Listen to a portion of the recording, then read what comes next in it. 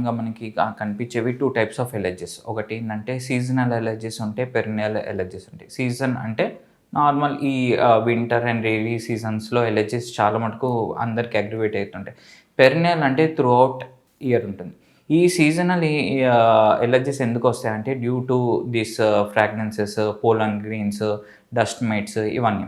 దీనికి మనకి నార్మల్‌గా ఒక చిన్న ఫారెన్ బాడీ అంటే బయట అది ఏదన్నా నోస్‌లో ఎళ్తే ఇరిటేషన్ స్టార్ట్ చేస్తది. సపోజ్ అందరికీ ఎలర్జీ ఉండాలని రూల్ లేదు. ఒక చిన్న కాటన్ తీసుకొని నోస్‌లో పెట్టగానే మనం ఏం చేస్తామంటే తుమ్మేస్తాం. అంటే అది మనకి పడట్లేదు. సో, మనం దాన్ని ఫోర్స్‌ఫుల్‌గా బయటకి పంపించేస్తున్నాం. సేమ్ కొందరికేందంటే డస్ట్ ఎలర్జీ ఆర్ ఈ సీజనల్ ఎలర్జీ చాలా సెన్సిటివ్ ఉంటుంది.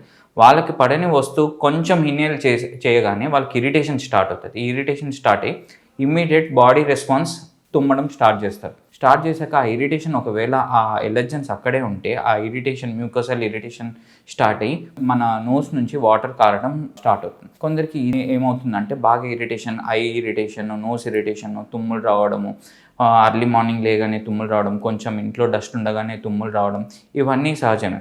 వాళ్ళకి మెయిన్‌గా చేయాల్సింది ఏంటంటే ఆ ఎలర్జెన్స్‌కి ఎక్స్‌పోజ్ అవ్వడం తగ్గించుకోవాలి. సపోజ్ వాళ్ళకి డస్ట్ ఎలర్జీ ఉందనుకోండి, ఆ డస్ట్‌కి వెళ్ళకుండా మాస్క్ పెట్టుకోవడం. ఒకవేళ డస్ట్‌లో వర్క్ చేస్తుంటే మాస్క్ పెట్టుకోవడం. లేదు అనండి ఇంట్లో ఎలర్జీస్ ఉందనుకో bed sheets, pillow covers, blankets daily wash చేయాలి. కానీ డస్టింగ్ చేయొద్దు. డస్టింగ్ చేయడం వల్ల ఏమవుతుందంటే ఇంకా ఎలర్జీస్ ఇంకా పెరుగుతాయి. కొందరికి ఈ మధ్య లేటెస్ట్ ఏంటంటే హ్యూమిడిఫైయర్స్ వచ్చాయి. ఇవి ఏంటంటే నార్మల్ ఇంట్లో ఉన్న డస్ట్ కూడా కొంచెం కంట్రోల్ చేసుకుంటాయి.